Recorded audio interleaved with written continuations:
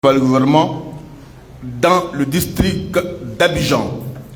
Le PPACI ne pouvait pas ne pas donner son mot, son avis sur la situation, autant les pleurs qui viennent de ces zones-là nous parlent nos oreilles avec beaucoup de tristesse. SGA, la presse que vous avez convoquée est là.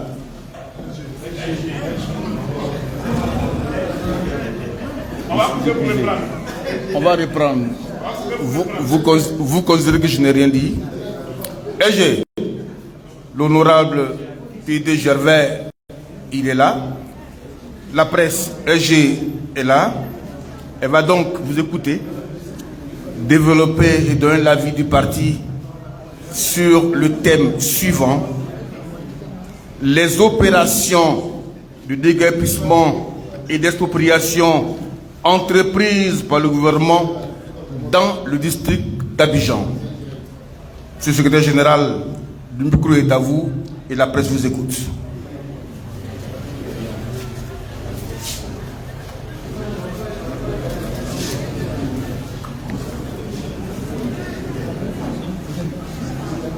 Merci.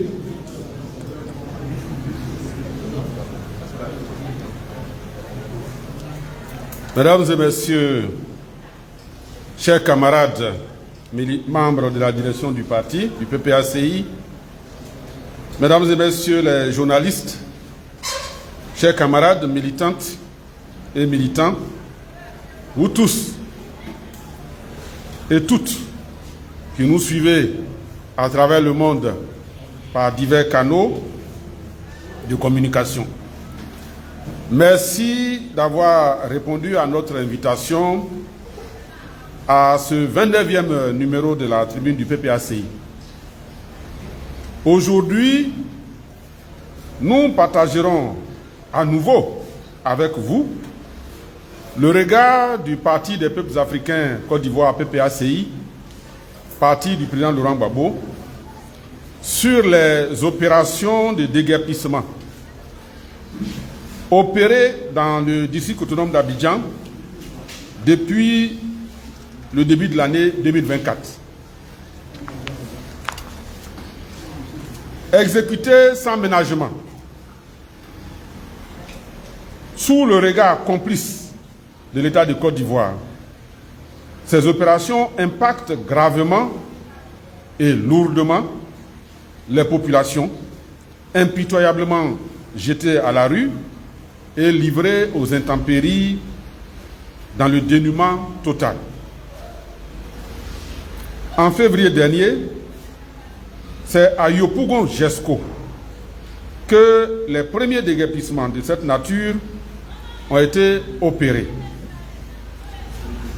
À cette occasion, le PPACI, tenant le gouvernement responsable de cette situation, tout en manifestant sa compassion et sa solidarité envers ces populations impactées, avait condamné vigoureusement les méthodes déshumanisantes utilisées notamment en ce qu'elles constituent des violations inacceptables des droits élémentaires de ces citoyens victimes de déguerpissement sans ménagement ni mesure d'accompagnement, et au mépris de la vie humaine. Le PPACI avait alors rappelé au gouvernement que les opérations de déguerpissement, quand elles sont nécessaires, doivent tenir compte de certains droits fondamentaux, notamment le droit à l'éducation, à la santé et à un logement décent, et doivent en toutes circonstances préserver la dignité humaine des populations concernées. Et pourtant, quelques mois plus tard, le PPACI et l'opinion publique constatent avec étonnement que le district autonome d'Abidjan, n'ayant visiblement tiré aucune leçon de cet épisode de Jesco, continue d'utiliser les mêmes méthodes, en les aggravant d'ailleurs, dans le cadre du déguerpissement ou expropriation opérées à Adjamé village. En effet, le district autonome d'Abidjan a lancé le 21 juillet 2024, en vue d'améliorer, disait-il, le cadre de vie, une opération de déguerpissement d'Adjamé village dans la commune d'Adjamé. Selon la chefferie du village, qui accuse le district autonome d'avoir utilisé des loupards armés de machettes et de gourdins avec des engins en vue de démolir les bâtisses des villageois, cette opération s'est heurtée à la résistance des populations qui affirment n'avoir pas été prévenues et a occasionné une dizaine de blessés, dont des cas graves, ainsi que de nombreux dégâts matériels. Le jeudi 25 juillet 2024, la situation a de nouveau dégénéré lorsque l'équipe du district autonome d'Abidjan est revenue dans les mêmes conditions et avec les mêmes acteurs pour reprendre les opérations de déguerpissement, occasionnant encore des dégâts, des pertes en vies humaines et de nombreux blessés. Dans une déclaration publiée le 26 juillet 2024, le PPACI a pris position. Il a notamment invité le gouvernement à veiller à ce que le respect de la dignité humaine soit toujours au centre de toute action de gouvernance, surtout lorsque l'objectif affiché est d'agir pour le bien-être des populations concernées. Le PPACI a demandé au district autonome d'Abidjan et au gouvernement d'expliquer à l'opinion nationale et internationale comment une opération qui visait à améliorer le cadre de vie de la population a pu conduire à de tels affrontements entre civils et causer des morts, des blessés et de la désolation, perturbant ainsi gravement la paix sociale. La réponse des autorités reste encore attendue à ce jour. Le PPACI aussi avait invité le gouvernement et le district autonome d'Abidjan à la retenue et à la sagesse dans la gestion de cette crise afin que le dialogue soit rétabli avec les populations et la chefferie pour trouver une solution juste et durable. Par la suite,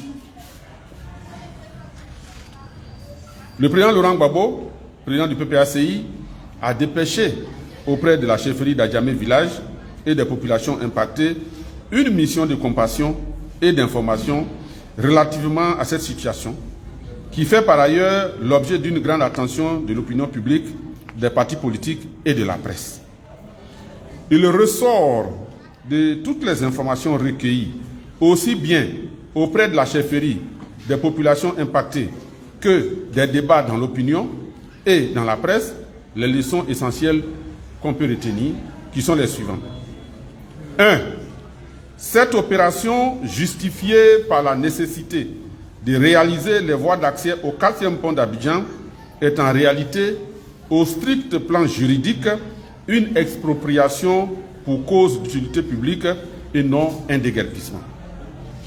À ce titre, en application de la Constitution de notre pays et de la loi numéro 624 du 14 août 2020, instituant le Code de l'urbanisme et du domaine foncier urbain, les populations expropriées devaient bénéficier d'une juste et préalable indemnisation.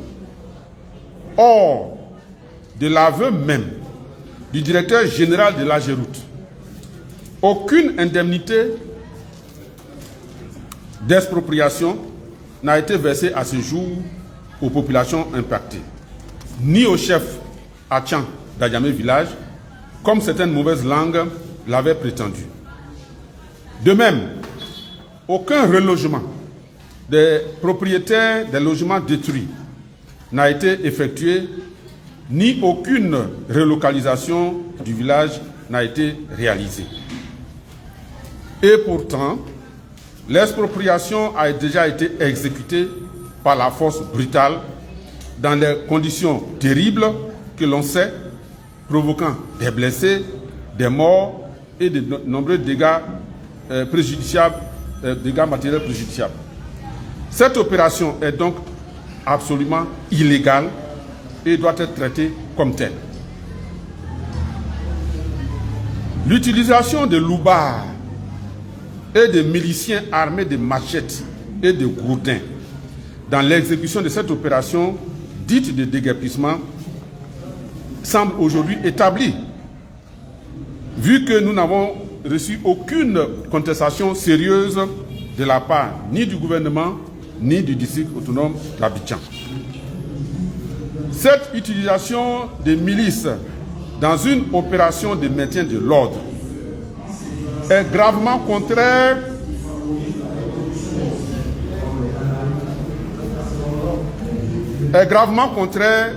aux lois de la République, rappelle le triste épisode du Baka Vert pendant la période électorale de 2020. Il y a donc de justes raisons de s'inquiéter pour l'élection présidentielle de 2025.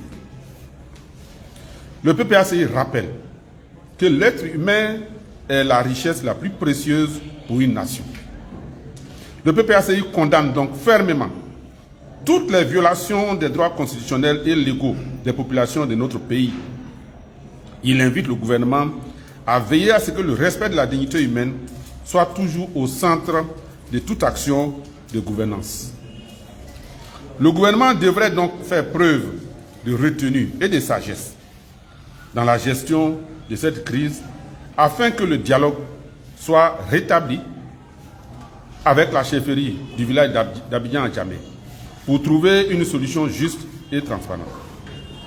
Le PPACI demande instamment que cessent toutes ces tentatives de rabaissement et d'humiliation des chefs traditionnels d'Adjamé village, que certains ont tenté de présenter comme de vulgaires escrocs mus par le simple appétit financier.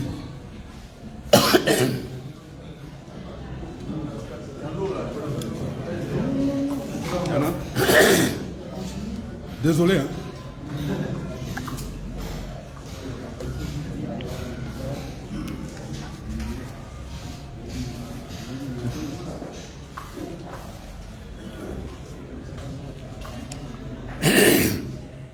Je voudrais reprendre cette partie avec votre permission. Le PPACI demande instamment que cessent toutes ces tentatives de rabaissement et d'humiliation des chefs traditionnels d'Adjamé village, que certains ont tenté de présenter comme des vulgaires escrocs, mus par le simple appétit financier. Le PPACI se tient résolument aux côtés des populations d'Adjamé village et suit avec la plus grande attention l'évolution de la situation. Je vous remercie.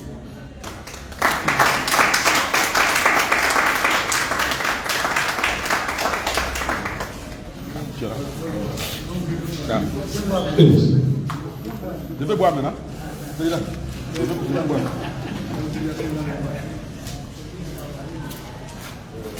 Amis de la presse,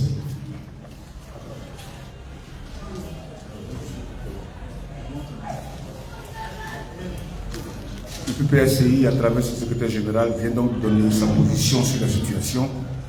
Il nous plaira tout à l'heure de poser les questions que vous voulez pour augmenter le savoir que vous voulez sur les décisions du parti. Je vais saluer l'arrivée ici, parmi nous, du ministre Justin Katina Koné, qui est là, qui est arrivé. Aussi. Le ministre Justin Katina Koné, qui est le président du CSP, qui est arrivé et qui assiste à de cette cérémonie. Monsieur la présidente du CAPI, Laurent également. La presse, on attend donc que vous alliez dans l'ordre des questions, vous vous présentez contre votre organe et vous posez la question. Allez-y. Merci. Merci, monsieur le PG du PPACI. Vous êtes en train de décrire la situation qui frappe la population du Sud-Comme du journal La Nouvelle Alliance. Gaston Sako de la Nouvelle Alliance.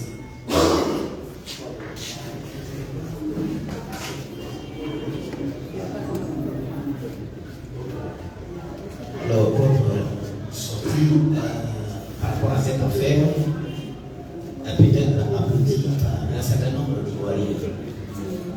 Par contre, la dernière fois, le gouvernement, à travers certains des journaux, vous demandait de mettre fin à cette récupération qu'il qualifie de politique. Que répondez-vous?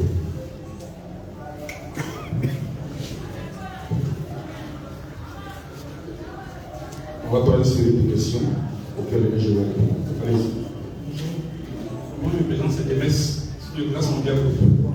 Le Grâce Mondiale Group. Je remercie encore pour l'attention que vous avez pour la population. Mais vous savez qu'on a fait un gouvernement qui est voyou. Et les choses se répètent 2 fois, 3 fois. Et ça ne cesse pas. C'est ce qu'on dit fait. C'est pas la première fois que le condamné cela. C'est la deuxième fois. Qu'est-ce qu'on a sauvé maintenant? Et côté faire pour les temps à venir. Pour le dire cela.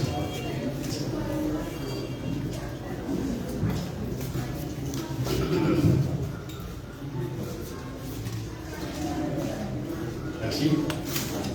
Je suis Sylvain Lobo, Pan-African Media. La question que je veux poser, c'est par rapport à la déclaration du PPACI. Le secrétaire général disait tout à l'heure que le PPACI entend assister les populations des guerres. Concrètement, quelles sont les actions? Qu'est-ce que le PPACI compte faire concrètement?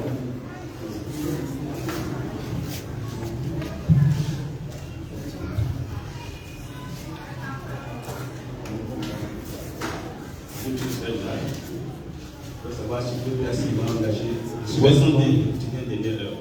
que le PPACI va engager une action en justice? Une action en justice.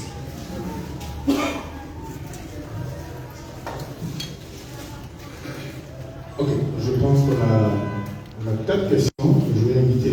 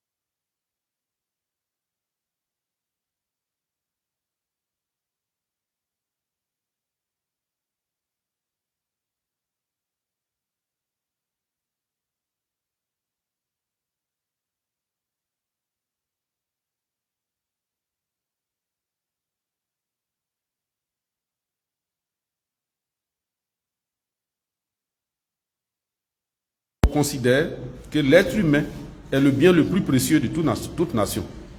Donc, il faut peut-être leur demander de revoir la définition du mot récupération. Nous assistons les personnes qui sont en difficulté et c'est ce que nous savons faire. Eh bien, il y a la question qui est il y a les déguerpissements, la banalisation, la violation des droits de l'homme dans ces opérations est maintenant chose monnaie courante. Et qu'est-ce qu'on compte faire? Mais un parti politique qui est résolument engagé sur la voie de la démocratie procède par voie démocratique. Il dénonce, il expose et il propose. Et c'est ce que le PPACI va continuer de faire. Les Ivoiriens doivent savoir qu'en lieu et place de ce régime qui les martyrise depuis plus de 10 ans, il y a une alternative représentée par Laurent Gbagbo et le PPACI. Et c'est pour cela que chaque fois qu'il y a quelque chose, nous expliquons pourquoi c'est mal fait. Qu'est-ce que nous aurions fait à la place de ceux qui sont là? C'est ce qu'on doit faire quand on est parti politique. De sorte que, lorsque le moment va venir et que la population aura le choix entre les martyrs et ceux qui peuvent les sauver, de façon éclairée, ils puissent choisir. C'est ce que nous allons faire. Interpeller le gouvernement chaque fois qu'il sort, il fait une sortie de route. L'interpeller sur la nécessité de mettre l'homme, l'être humain, avant toute chose. Et puis même lui suggérer, puisque quelquefois ils n'ont pas d'idée, leur suggérer des choses à faire pour que ça soit bien fait. C'est ce que nous comptons faire. Alors, nous comptons assister les populations. Bon, comment on compte s'y prendre concrètement? Qu'est-ce qu'il faut faire? C'est la même question. Concrètement, c'est déjà lorsque le président Laurent Gbagbo a appris ce qui s'est passé à Djamé, il a immédiatement appelé le président exécutif pour lui demander qu'est-ce qui se passe à Djamé, avec pour mission d'aller rapidement voir ce qui s'y passe. Le président exécutif a dépêché la vice-présidente Agnès Monet, qui est en charge du district d'Abidjan, avec une délégation pour aller s'enquérir dès les premières heures. Par la suite, le secrétaire général, avec une forte délégation, toujours sous instruction du président du parti, est allé pour écouter maintenant en long et en large la chefferie d'Abidjan à Djamé pour savoir ce qui se passe et puis voir dans quelle mesure on peut leur proposer des idées. Mais séance tenante, pour faire face quand même aux familles qui étaient là et qui étaient dans le dénuement total, on a fait un don, un petit don, soit bien sûr, en vivres et en numéraire. Maintenant, un parti politique de gauche, lequel le PPACI peut aussi, et c'est ce que nous allons faire certainement, réunir les moyens pour que les familles qui sont dans la détresse, dans le dénuement total actuellement là, eh bien, faire appel aux bonnes volontés pour qu'on puisse leur apporter quelque chose. Au plan politique, c'est ce que j'ai dit tout à l'heure, nous allons continuer de dénoncer cette propension du gouvernement à utiliser des méthodes cavalières envers la population et dire à la population de rester sereine et de garder l'espoir. Parce que 2025, c'est demain. Et donc, elles auront l'occasion de mettre en congé les bourreaux actuels. C'est ce qu'il faut comprendre.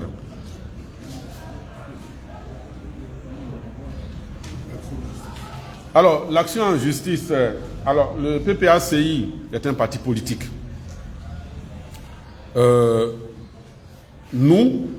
Notre rôle, c'est d'éveiller les consciences. Notre rôle, c'est d'éclairer les citoyens. Parce que la démocratie, comme le président Laurent Gbagbo aime à le dire, c'est d'abord des femmes et des hommes qui sont éclairés et qui ont une opinion. Et qui ont une opinion donc éclairée. Et qui, le moment venu, choisissent en connaissance de cause. C'est ça qui alimente la démocratie. Donc, lorsque les populations concernées sont édifiées sur leurs droits, sur ce qu'elles peuvent faire pour améliorer elles-mêmes leurs conditions de vie, il leur appartient d'explorer les voies qui sont les mieux indiquées pour entrer dans leurs droits. Dans tout état de cause, le PPACI sera toujours aux côtés de ces populations pour leur apporter le soutien moral et le soutien politique qu'il a en droit et qu'il doit leur apporter. L'action en justice, c'est l'affaire de ceux qui ont intérêt. Comme on dit en droit, pas d'intérêt, pas d'action. Il faut avoir intérêt pour agir. Nous, on a intérêt politique que les populations soient bien traitées. Les populations, elles ont intérêt individuellement de faire en sorte que leurs droits soient respectés. Voilà ce que je pourrais dire. Mais en revenant à nouveau sur ce que le PPACI avait déjà dénoncé, c'est vrai, mais sur l'utilisation des milices privées dans des opérations de maintien d'ordre public. L'État a les forces régulières. Donc, dans l'exercice de ses fonctions régaliennes, l'État doit utiliser les forces que la République paye pour ça. Les forces de l'ordre, c'est la gendarmerie, c'est la police. Il n'est pas normal que dans une opération d'expropriation, on utilise des loupards, on utilise des microbes armés de gourdins, de machettes, et qui vont s'en prendre aux populations endormies, au motif qu'on est en train d'exécuter un travail pour le bien de ces populations. C'est tout de même assez curieux qu'on surprenne les gens dans leur sommeil pour leur propre bien. C'est incompréhensible. Et comme nous sommes à quelques mois de l'élection présidentielle, comme nous l'avons dit dans le texte, le PPACI invite le gouvernement du RDR à renoncer définitivement à la violence comme moyen d'accession ou bien d'exercice du pouvoir. Il faut que ça s'arrête. On a connu l'épisode de Petit Toussaint dont la tête a servi de ballon de football. On a connu l'épisode du bac à verre. Il faut qu'à l'approche de l'élection